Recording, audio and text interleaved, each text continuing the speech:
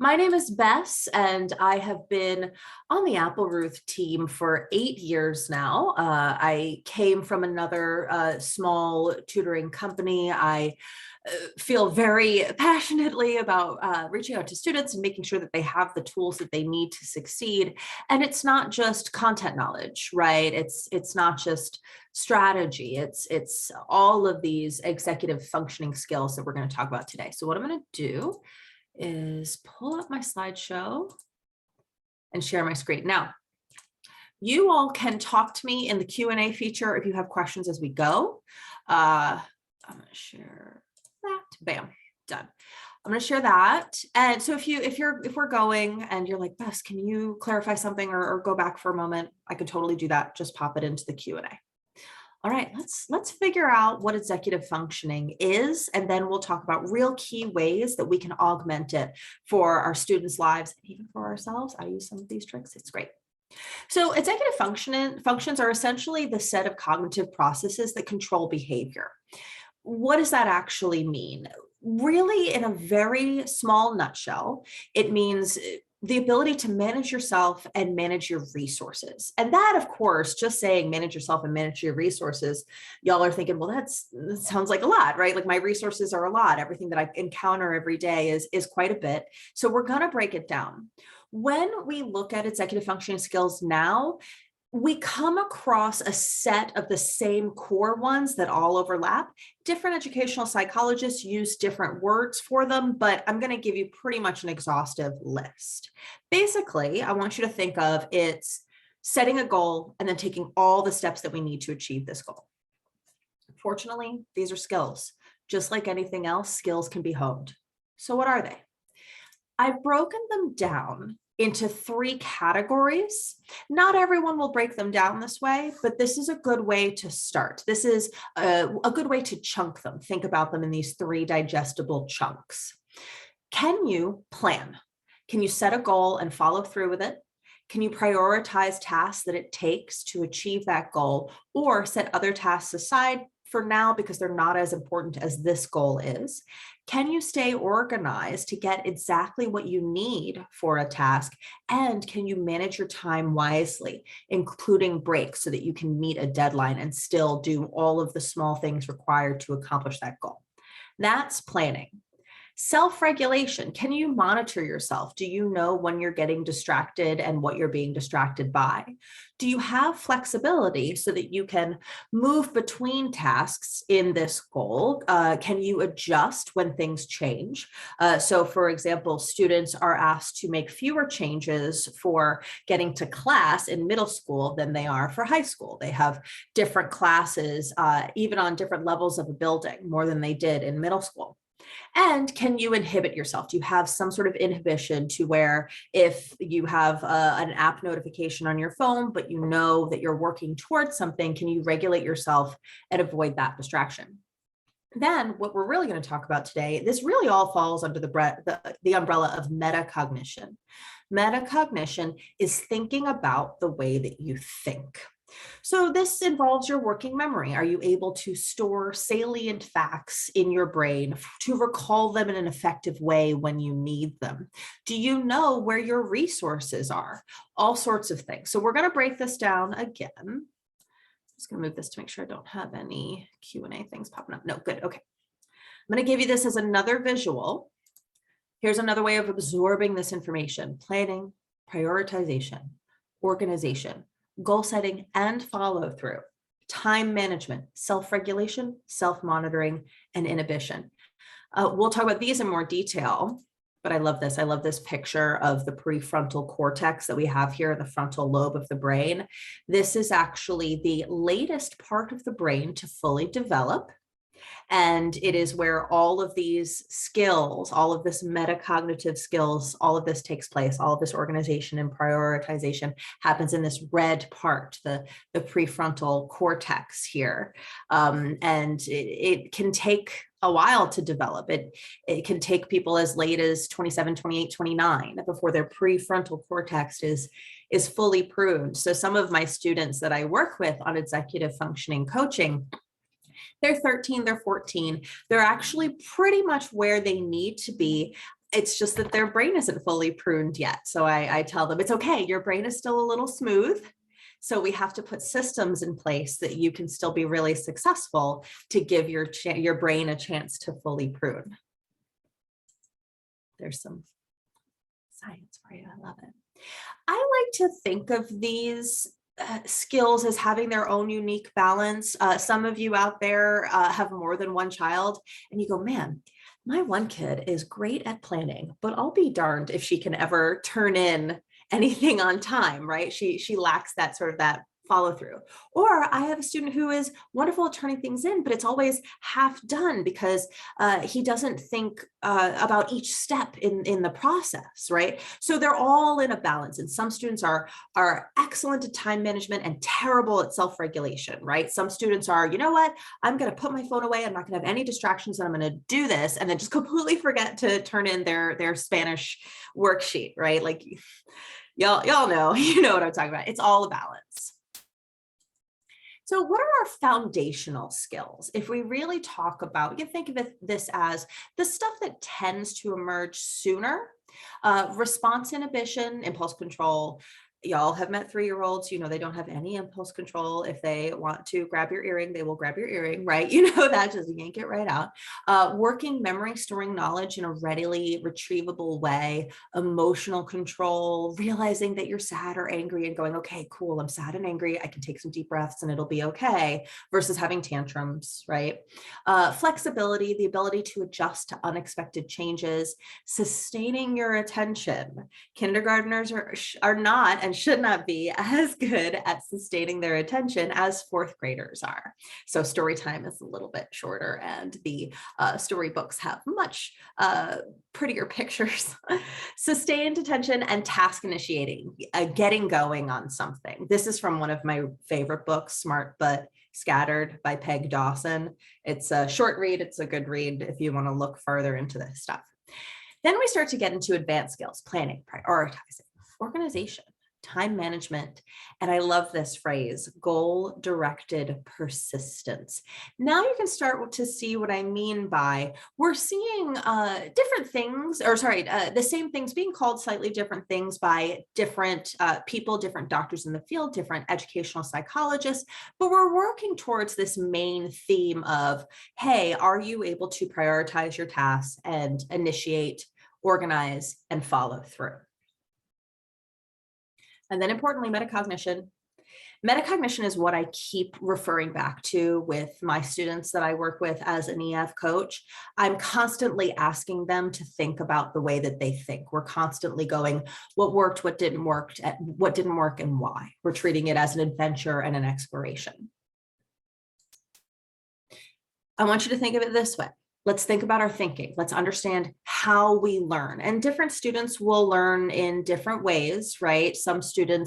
Every student will benefit from taking notes in class and paying attention, of course, but some students need to ask their high school teacher if they can record a lecture so that they can check their notes later, right? Some students are going to do much better with making flashcards or brain webs, right? So you just have to work on the systems that work for you.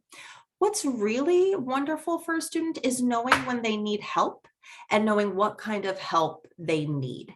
I just had a student who I'm coaching right now, and he didn't do as well on an English essay as he thought he did. And I said, okay, well, let's think about why you didn't do as well. And he said, you know, I think it could be because I didn't understand the assignment. And I go, great. Why do you think you didn't understand? Well, I had a doctor's appointment on the day that it was assigned, and then there was a substitute the next day, so I couldn't ask for clarification. And I said, okay, so let's advocate for yourself. I want you to know when you need help. How could you have asked for clarification? And he said, I think I could have emailed the teacher. And I went, that's great. That's him thinking about the way that he thinks. And it's not enough simply to analyze the past. Now he knows in the future, and I'll remind him, hey, if you need clarification, send an email, right? That's a good example of metacognition taking us through and strengthening our executive functioning skills. And knowing when it's time for a break, just as important. I mean, we can be productive for 20 to 30 minutes at a time, 5 minutes away, engage with it. We'll talk about breaks as we go. And knowing what cognitive strategies to use.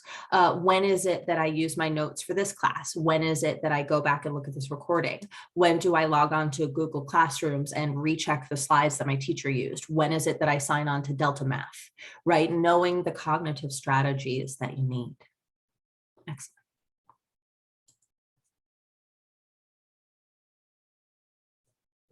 Judy Bass here at the bottom. I worked with her for a while with Bass Educational. She's lovely.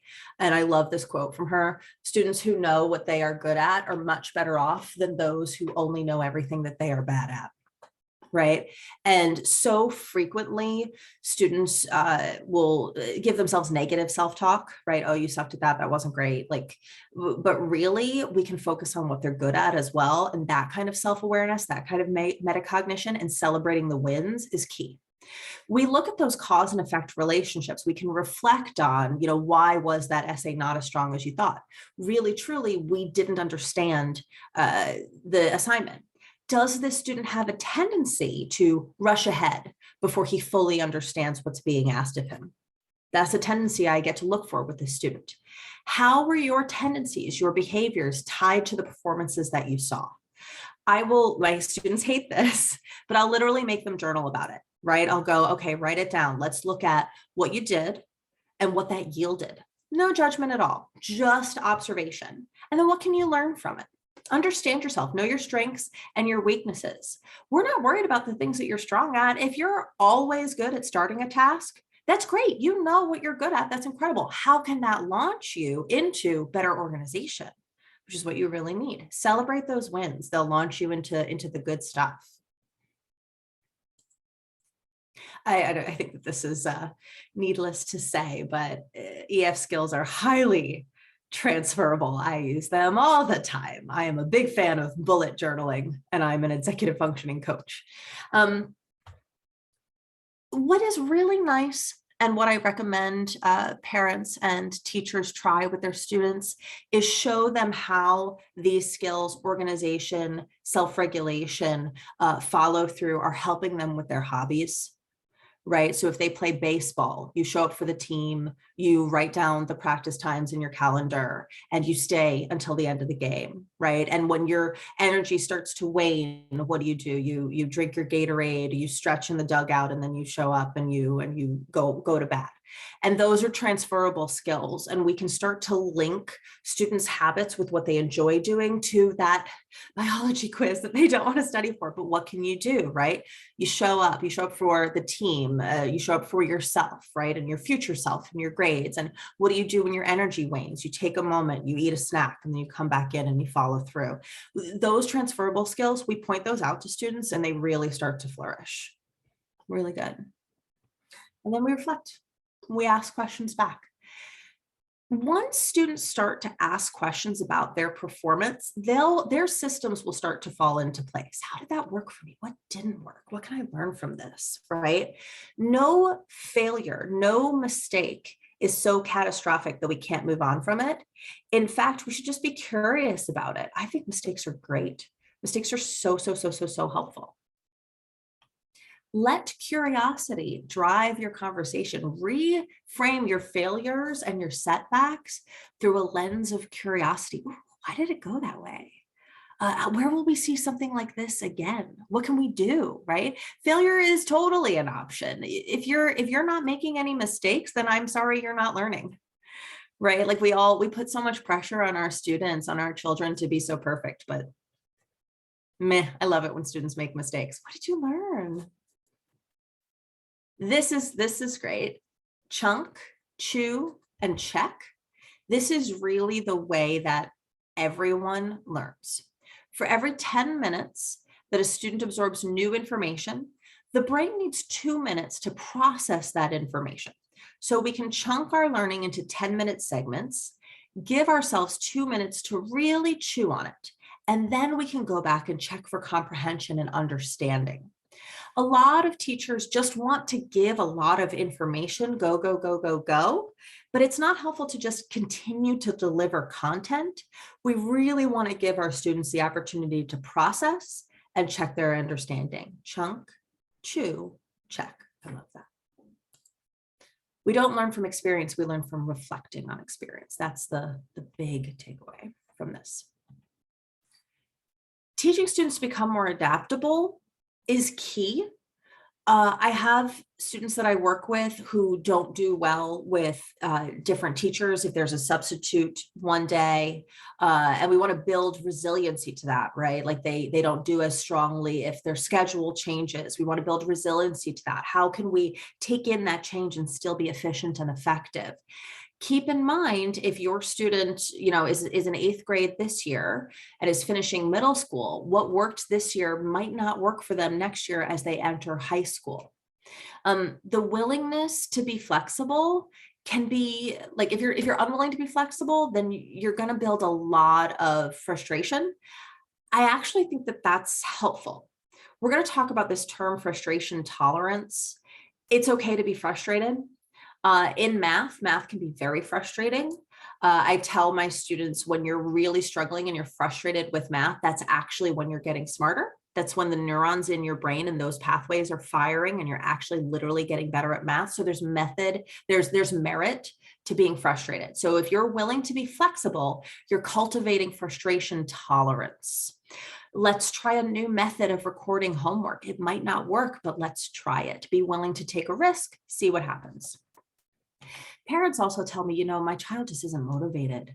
They just don't want to do it. What we generally see with these students is not a lack of will, it's a lack of skill. Once you give these students some strategy and they start to see some successes, once they get those wins, the motivation comes back for them. Give a student a win and their will return. This is so important to me when I teach how to teach, right? No one learns from being shamed, right? You can't shame someone into learning. Students who struggle academically already have those built-in feelings of shame, like they've been labeled terrible things, like they're dumb, they're never going to be enough, they're less than. They've internalized a lot of this. It's perfectly valid to feel that way, but I'm not going to judge a student for that. In fact, we can go, you know what? I'm super upset that quiz did not go the way that it was going to go. And okay, it's valid to feel upset, but I can self-regulate. I can take some deep breaths. It'll really make me feel good after I take some deep breaths, going back to that quiz and learning from it and reviewing. So I'm good to go for the test. I really like to switch with my students negative self-talk to positive self-talk.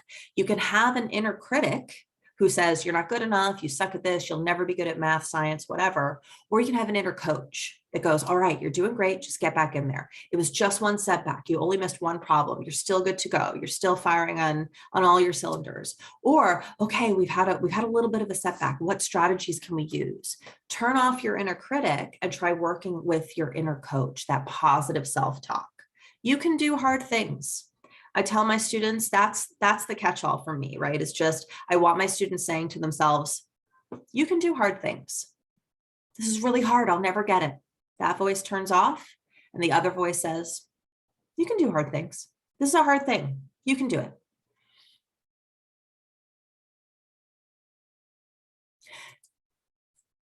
This is my last slide before we get into the keys that I'm going to talk about, the skills that we want to cultivate. This is actually really important for us to note. A lot of these skill deficiencies are linked to ADHD, linked to being on the autism spectrum. So a lot of my students with learning challenges will experience these, as well as students who have no kind of learning difference whatsoever. They just really want to make sure that they're not overwhelmed by external stimuli. Sensory overload is a real thing. Sensory over or under stimulation can impair your executive functioning skills. So sometimes I'll tell my students, hey, when we're studying, when we're working, you can grab your fidget cube that I got from Amazon for not very many dollars. And it has a little toggle. I'll actually stop sharing so y'all can see this.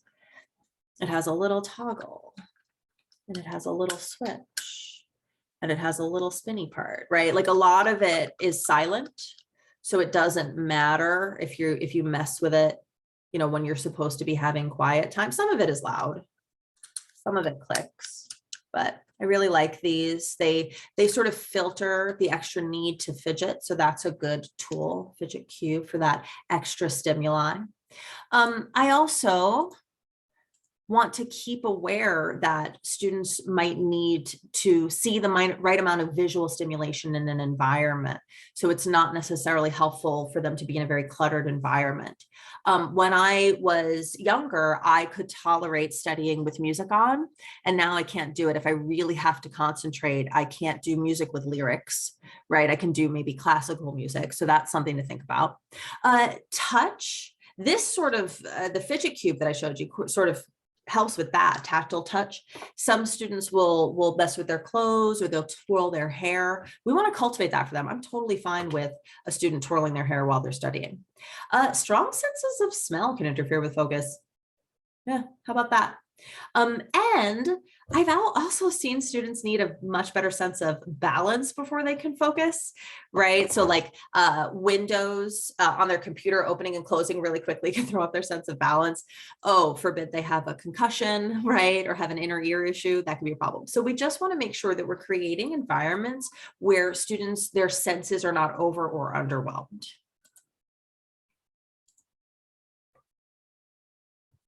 So when we start to talk about these keys, this is the first one for a reason, putting the relationship first. This is absolutely the first one for a reason.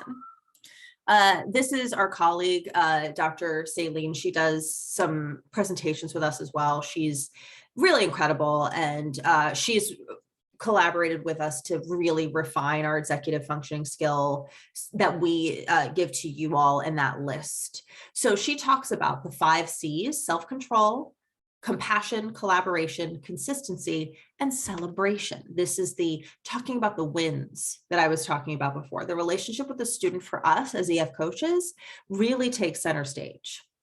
We're collaborating and we're problem solving together. I'm not here to give you solutions. I'm here to be a sounding board and to make suggestions for you of things that you could try. Academic challenges, we want to think of them just as problems to solve. This is the curiosity thing we were talking about earlier.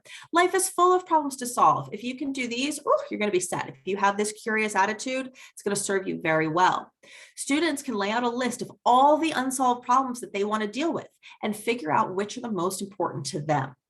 Now, parents, I want you to know, we can't cure it all at once, right? We're going to prioritize, we're going to work slowly, and we're going to have some setbacks. And that's okay, because we're putting our relationship with the student first, right? You can look at your child and you can really put them in the center and go, hey, I believe in you. I have faith in you. Let's make a list of problems. You tell me what's the most important. If it is student driven, it's far more likely to be effective. If they feel that they own it, that's when we start to see the will return, right? We give them some tools, and then we also start to see that once we solve one problem, everything else kind of starts to fall into place. So let's build some skills. I never say, well, here's how we could solve this. I always start with, okay, what ideas do you have about this? So let's say the problem is I have a giant math test at the beginning of next week, and I'm really intimidated by it and I'm really scared. Okay, well, what do you think we can do? We want to give the students the message that their ideas and their insights matter. If they own it, they're going to be way more likely to follow through. We are partners. We are teammates. We're not here to tell them exactly what to do. Teaching students to identify problems and generate possible solutions. Can you imagine if you had that skill earlier in your life? I mean, that would be a game changer. That's the skill we want to cultivate, putting them first, making sure they know their ideas matter. We want to encourage students to think about how they do what it is that they do. So these are the questions that I like to ask. Well, what's your goal? Okay, so if that's the goal, where should we start? What strategies do you want to use to accomplish that goal? Okay, how did the strategies help you reach your goal? What really worked that we can apply to something like this next time? And did anything not work and you want to try something different? Great, we're playing with it. We're building that repertoire of long-term competencies. That's what we want to see. Question asking is key. It gets them in the habit of asking questions to themselves and being their own coach. Okay. Small victories, so important. Celebrate them. Seriously. Attend to the positive steps forward. Students have just learned to disregard them, right? Like, oh, yay, I remembered to put everything that was due to turn in tomorrow in my backpack last night. Woohoo. No, that's huge. You just took a huge step from I usually forget to turn in my work to I got it into my book bag. This is great. Right? Did you remember to turn it in? Maybe no. Maybe when you got to school, you left it in your book bag and you left your book bag in your locker. But let's talk about that first skill because we're going to nail it next time, right? What did we do that worked? Excellent. Wins can be tiny. I don't care. They can be super small. Celebrate the small wins. Okay. Putting the student in the center. Shifting ownership to the student. This one can make some parents a little nervous. But you can give your students a little bit more credit than you think. I just want you to be okay with mistakes happening, right? We're not going to solve these issues overnight. Getting the buy-in comes first. If the students aren't bought in, they're not going to invest in what we're talking about. So before you approach goal setting or strategizing, we want to know what's motivating to this student. Some students are highly motivated by a huge end goal, right? Like I want to end up on the honor roll in however many months. And some students are like, you know what, I just want to get my mom off my back. Cool. It's great. We'll talk about long-term motivation and short-term motivation in a little bit, but we really want to get the students why. Why do you want to accomplish this goal? Before you begin to discuss how an outcome will benefit a student, find out what drives them and what success looks like for them. It could be different from what success looks like for the parent, right? The parent might go all A's or bust. And for some students, that might not be entirely realistic. And the student could say, you know what? I'm really struggling in my engineering class. If I could get a C, that would be amazing. And for that student, that's really a win, right? Because that's a hard class, right? And they're struggling with turning things in and staying organized and all of this stuff. Let's really figure out what a win is for them. Whose goals are we serving? This is something that we talk about a lot at Applerooth is, of course we want the parents to feel that their students are being set up for success, but we're really here to benefit the child. We're really here so that that child knows that they have skills that are going to make them successful into high school, into college, into their professional careers. That's what we're cultivating. This is really long term. And it is sometimes the case that the academic goals of the student don't align with the parental goals. Straight A's, we will do our best, but it's way, way, way more important that that student feels a sense of competency that they can take into next year, especially if we're already halfway through the year, right? And sometimes we have students where we're doing triage, right? And we're just sort of saving what we can save. So parents might have to explore how much they are projecting their own needs and desires onto their kid. This is the slide that makes all the parents uncomfortable. And I'm like, well, here it is. If the academic work is not student driven or at least student embraced, making your student go through the motions is not going to be successful, right? We want the students buy-in. Remember, we want their motivation. I see a hand raised. You can pop a question into the Q&A if you would like. All right, so let's talk about this. The carrot versus the stick. Just checking to see if I have anything in the queue. Okay. So y'all have heard this phrase before, but we can think of it this way as well. Goals that we want to approach and stuff that we want to avoid. Approach goals and avoidance goals. When possible, I like to talk about approaching something. It can be long-term. If I organize my binder better, it will help me remember to turn in assignments on time, increasing my overall GPA. Or it can be short-term. If I can get to sleep by 10:30 tonight, I'll do better on tomorrow morning's quiz, right? So those are approach goals. Those are things that we can obtain, that we can work towards. And then there are avoidance goals. Sometimes this is where a child has to start. They have to start with avoiding things. It's less ideal, but if it works for now, we'll work towards those approach goals. If I pack my bag the night before, my parents will bother me to hurry up in the morning. It could be that simple. This can be hard. Don't jump into fixing stuff, right? I know that we all want our students to be gloriously successful, but if you fix it for them, you think that you're solving the problem, but it's just going to become a larger problem later when the same issue keeps coming up and they don't know how to solve it. They don't know how to advocate for themselves. And I have had students tell me, and this is very true, I have had students tell me that when their parents fix something for them, it makes them feel like their parents don't trust them to take care of it. Right. And maybe they get 90% of the way there, and a parent would have fixed it 100%. But that 90% that the student can do on their own is so valuable. And you're just going to watch them keep getting better and better. And it expresses to them that you trust them to fix it.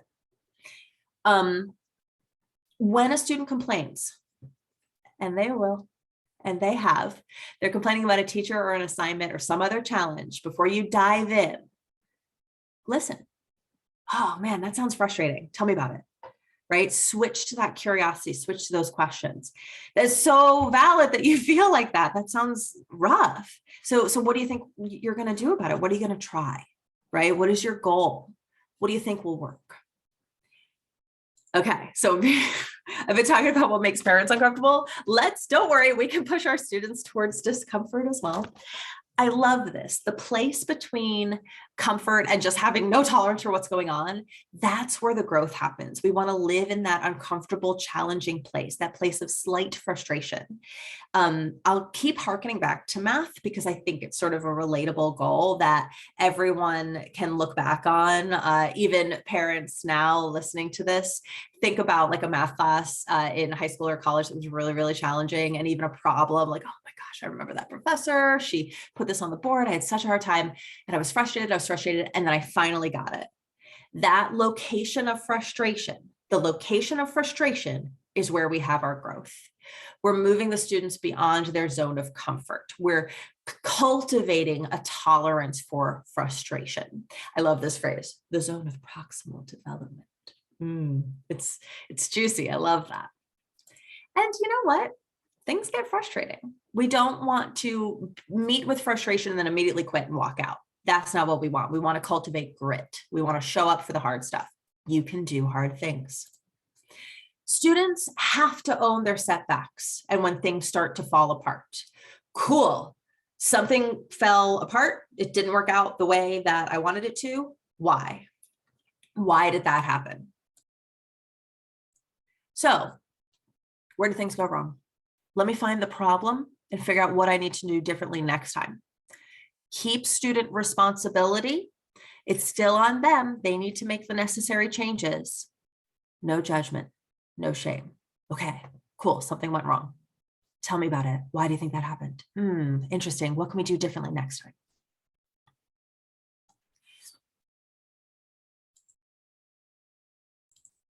So then what we get into is this chunking that I was talking about earlier, the chunk, chew, check portion.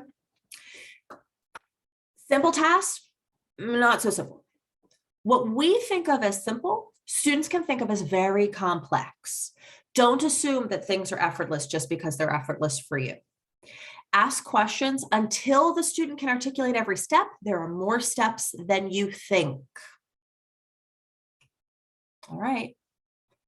This seems like a really, really simple task, doesn't it? Write down your homework in your assignment book. Wait a second. Okay, what do I need? I need my assignment book, and I definitely need at least a pencil. Okay, this is a history assignment, so I have to make sure I'm putting it in the right section of the assignment book, and I have to label it history.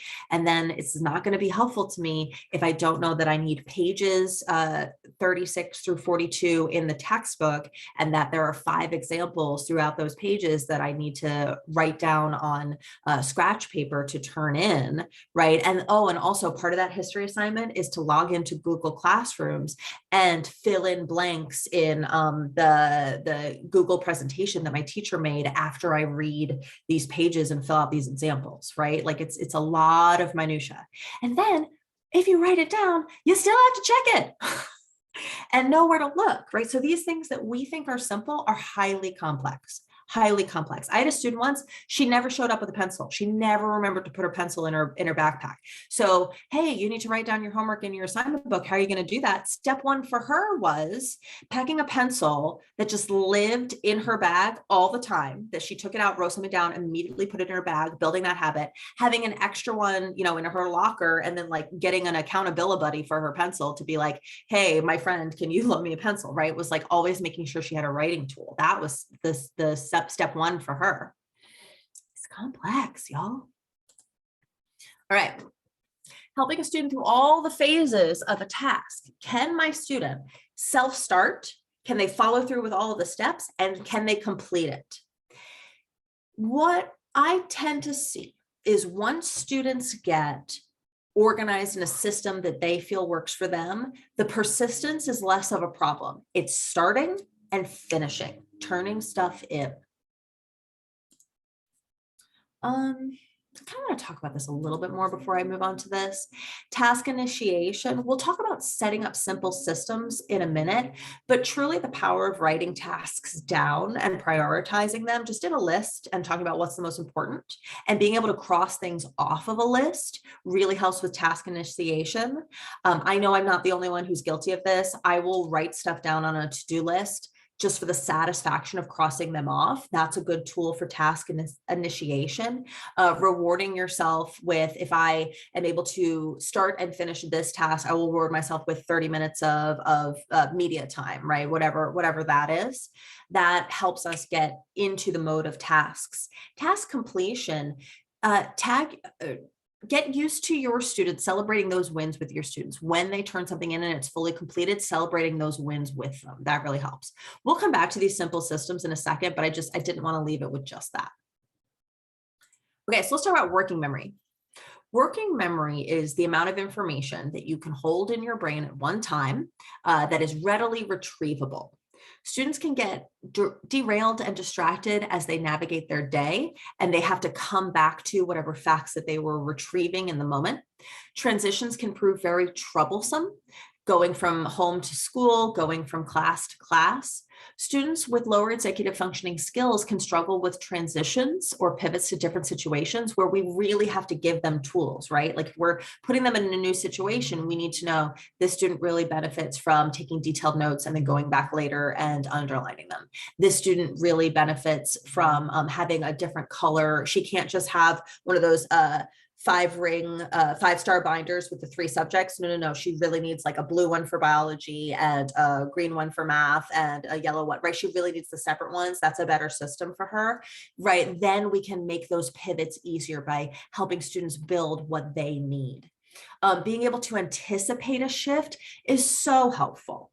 So when I'm working with a student, I'll take them through what is tomorrow going to look like. And if they go, well, tomorrow's going to be weird because I actually start the day with a dentist appointment, right? And talking through that anxiety of like not even going to the dentist, even though that does make me anxious. But hey, that's going to take an hour out of your academic day. What class or classes are you going to miss? Let's put a plan in place for you to know exactly what's going on. If they feel more prepared and they have their systems in place, they're going to feel way better about those pivots. And once they anticipate it, they're going to be able to know it's coming. And one moment. When you know it's coming,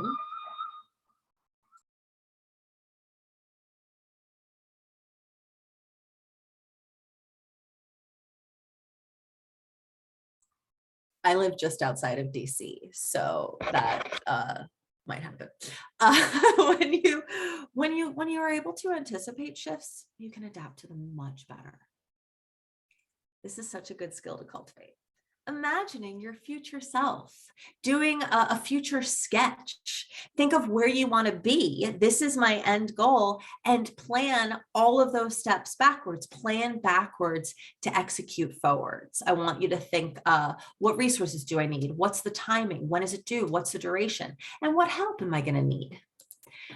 Let me show you a future sketch. This is actually the least I would let one of my students get away with. So I have an assignment that's due Friday. What do I need? I can use the library to find my 3 required sources. The professor gave me an outline model to reference. I can put all the steps in my planner, and I can set reminders on my phone when it's time to work.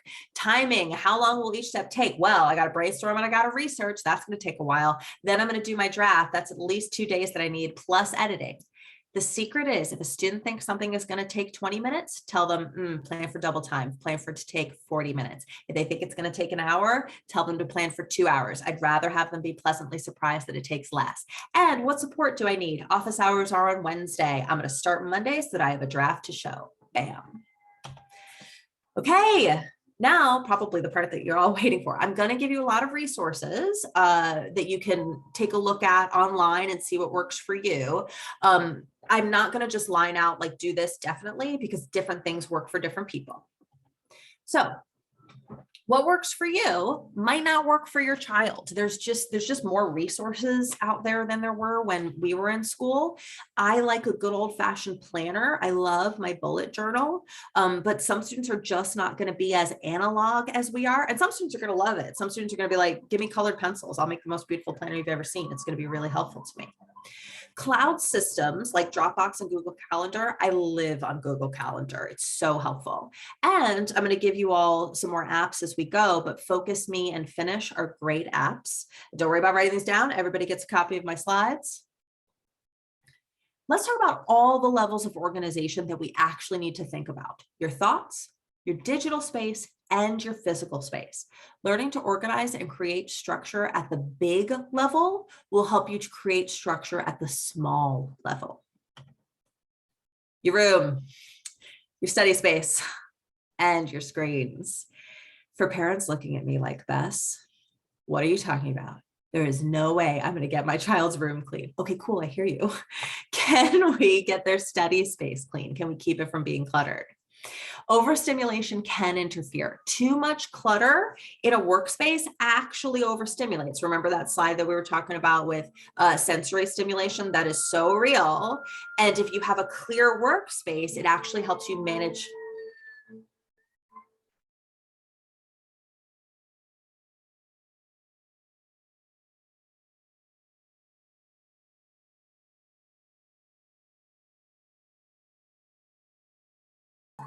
It helps you manage your cognitive skills much better. Our attention is limited.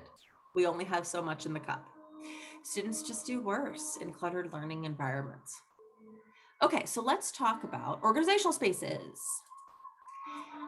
Before we really dive into what's going to work, can we have an organized locker? Can we have an organized book bag? Can we have an organized inbox? Seriously, declutter everything. The time of Marie Kondo is now. Does it spark joy? No, then toss it. So how do you organize things? That's a great question for your student. How do they keep track of their homework? Do you use paper or a digital calendar? What do you use to keep track of your homework? Where and when do you use this tool? The tools are not going to help you if you don't actually use them. How do you manage your folders, your backpack, your inbox? Here's what I ask. What are you trying to manage? Where are you going to locate it to use it? When are you going to use it? And how are you going to use it?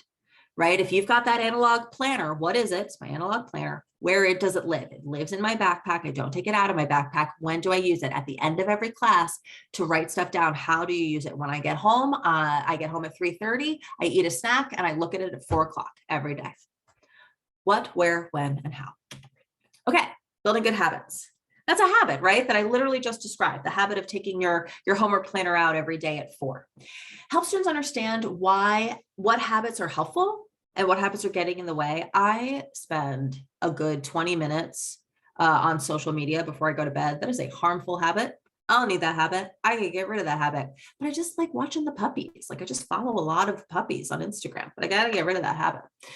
You may have to nudge the development of effective routines and habits until they become more automatic, but really the way to make them automatic is to reward a good habit. That's how you reinforce it. So if your student is managing to turn their phone off by 10 and leave it in the kitchen to charge, reinforce that habit. I don't know how. I mean, I like Tootsie Rolls, right? We really reinforce good habits. Building good and simple systems. When you start to explore these systems, I want them to be visual if possible and as simple as possible, as easy peasy as they can. It needs to get you what you need quickly. I am not interested in a system that has students, spending 3 minutes digging through their book bag just trying to find one notebook, right? A simple visual system for that is, I think we were talking about this before, math is in a red notebook that matches the red folder. Science is in a yellow notebook that matches the yellow folder, right? History is in a green, right? Color-coded systems, they're visual and they're very simple. It's even better if you can get those notebooks with the folders built in, so all of your handouts go in that one folder. And that way you're not scrambling through that book bag. And y'all can think of so many of these, right? Like my inbox, my Gmail inbox doesn't help me if my email from my professor is buried. Can I organize it? Can I make my inboxes do what I need them to do? I love labeling. It's very hard for me to walk through an Office Max because I will buy literally all of the little labels. I love them, y'all. So great. Little hot pink Post-it notes. I'm all about it. Big fan of labels, Post-it notes.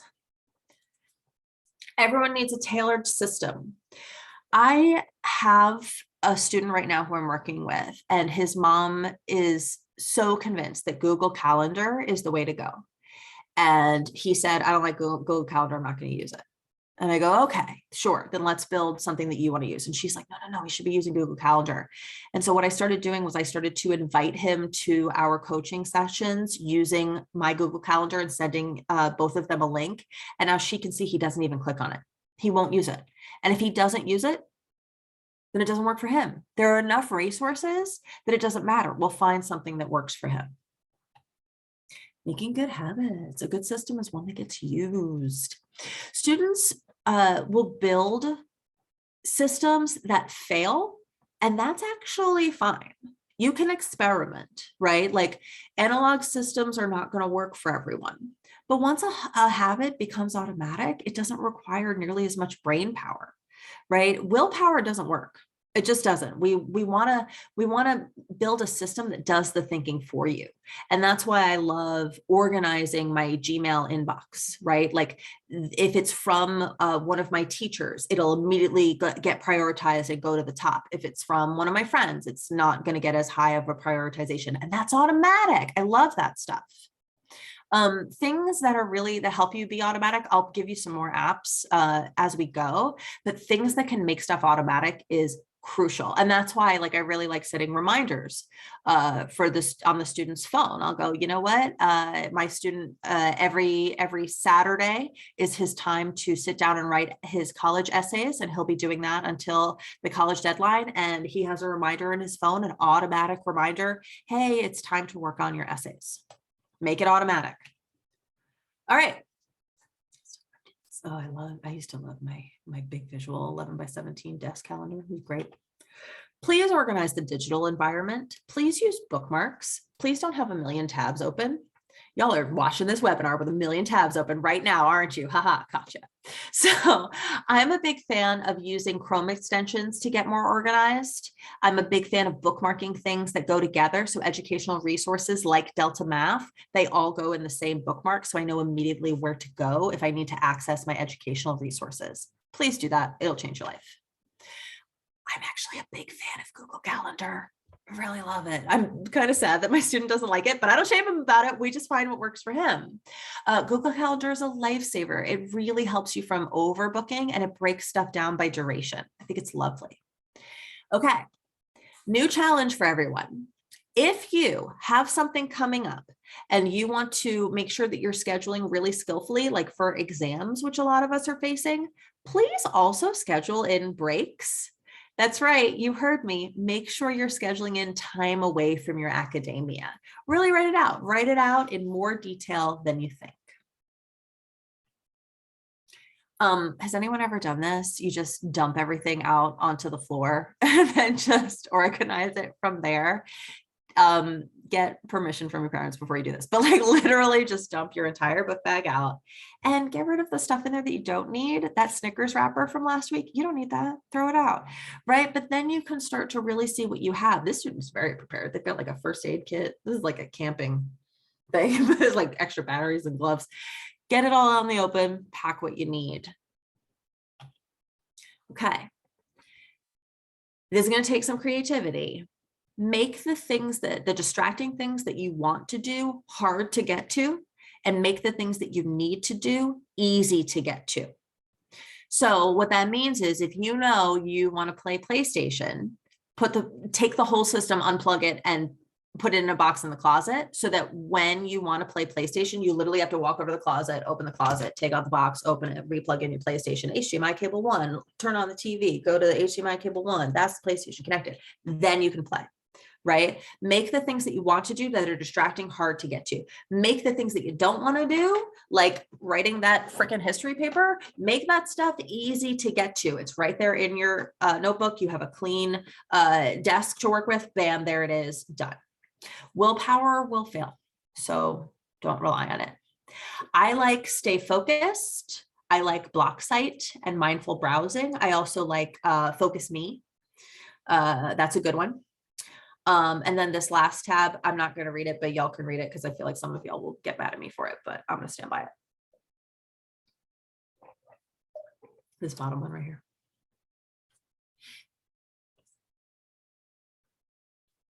She'll take it.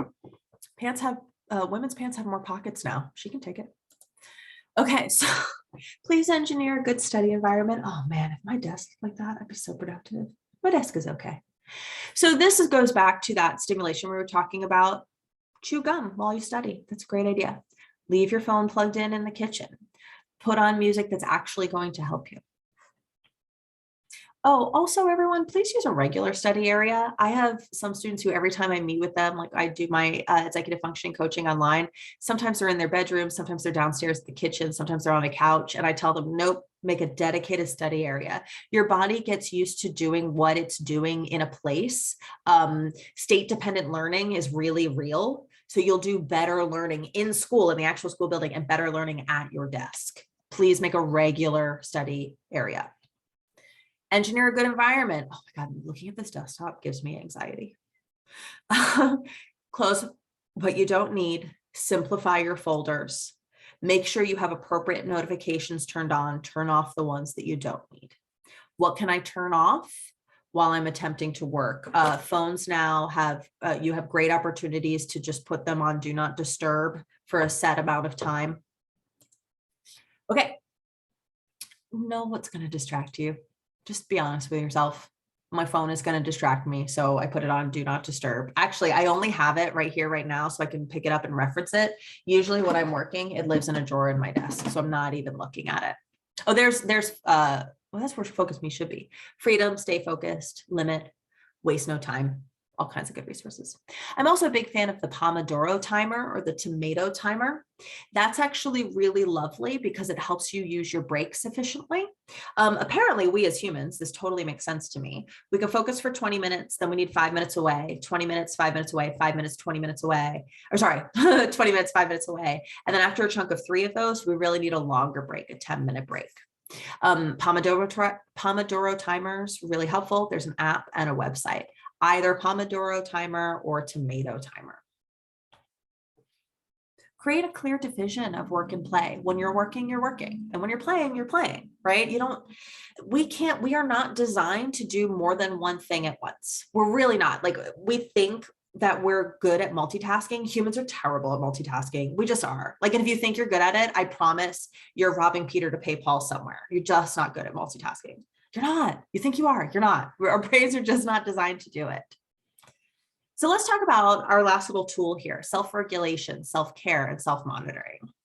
Exercise is so important, right? Like, just getting your blood flowing, giving yourself something to think about that isn't work. Like when I'm doing cardio, I'm just, trying to focus on the cardio, and do stuff that you like, right? Like if you like running, go for a run. If you hate running, don't do that, right? Do exercise that you like. This is also a very hard one. This is like Bess, I'm not going to get my child to clean their room, and I'm not going to get them to get enough sleep.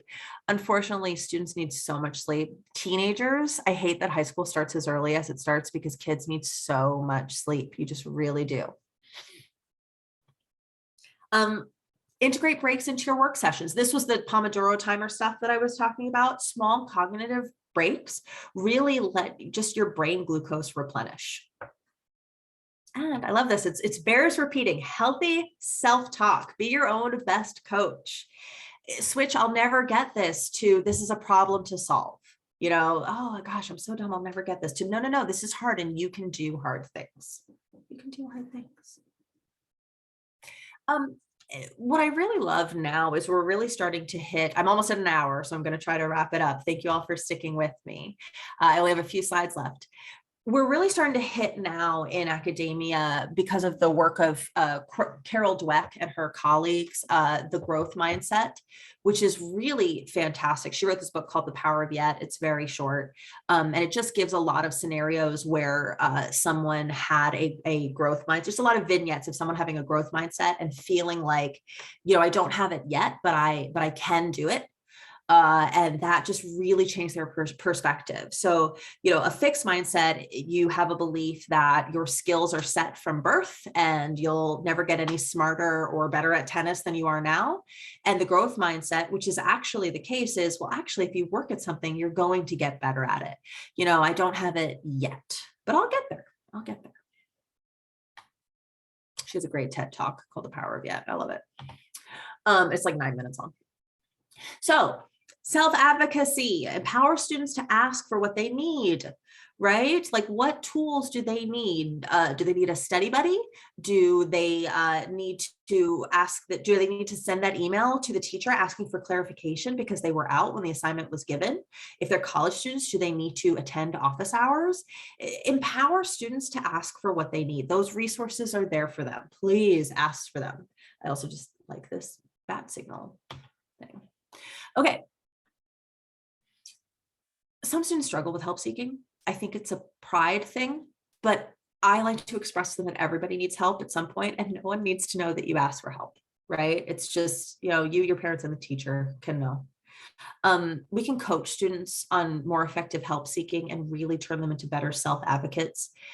This becomes really important for students who need accommodations, right? For testing is, you know, like you in your individual education plan or your 504, you can say, you know what, it's part of my plan that I get to have preferential seating and I need to sit closer to the teacher to really do well on this test. And they can ask for that. So please keep the relationship primary. Shift the ownership to the student. You're not there to fix. Understand the complexity of a simple task. Create and implement smart systems. And work on self-regulation, self-care, and self-monitoring. I am going to give it just a moment to make sure that there's no questions. Woo, I wrapped it in right at an hour. Thank you all so much for coming to this webinar series. If you go to applerooth.com/calendar, we actually have other web events that I might be giving. Dr. Jed Applerooth, the founder of Applerooth Tutoring, might be giving. We're a great team, and we're really, really interested in getting you all of the help that you need and giving you all of the information that you could possibly need for navigating an educational journey. So if you have any further questions, please email us at info@applerooth.com. And I don't see anything in the Q&A, so I just want to thank you all for taking the time to spend an hour this evening with me. I'm thrilled that I got it done in an hour and 1 minute. You all are great. Oh, how does tutoring work? I will happily answer that question. So Applerooth started out, really our bread and butter was SAT and ACT tutoring, and that's where we started. We have several packages for SAT and ACT tutoring. However, not too recently, actually, because we built a real big fascination with it early on, and we really stayed on top of all of the educational psychology and all of the science behind it. We formed executive functioning coaching. coaching. And what we'll typically do is we will do a diagnostic, a free diagnostic with a student. We'll call the parent. We'll get to know the student through the parent's perspective of what the parent perceives their struggles are. And then we'll set up a diagnostic with the student, just 30 minutes, where we meet with the student online. And we talk to them about their goals and their struggles. And then we form a plan for them. And that plan is usually meeting with the student once a week, early in the week for 30 minutes to start to look at these skills, right? Like how can the student, or what systems is the student going to try? What's working, what's not? Where is the student struggling, and how can they come up with systems that we can help them stay accountable to for that? And we check in, we do these planning and resource and check-ins once a week, right? And then we continue to meet and we continue to grow these executive functioning skills. So I actually had an executive functioning skills student yesterday, and he got an 83 in his math final. And I know that that doesn't sound like a lot, but he was thrilled because it means that he will actually get a B for the semester, which is excellent. And the way that he did that and the resources that we used were, when do you have to look at your study guides? When do you have to ask the teacher for help? How many times a day are you going to log into Delta Math for practice? And we built those systems together. So that is executive functioning coaching. The way that we approach it is this sort of self-advocacy, this sort of system building for the student. Thank you for that question. Any other questions for me? Wonderful. And please join us at applerooth.com. You can click around the website, see what other wonderful resources we have for you all. It's been an absolute pleasure, and everyone will receive a copy of my slides and this recording. I appreciate it very much. Have a wonderful evening and stay safe.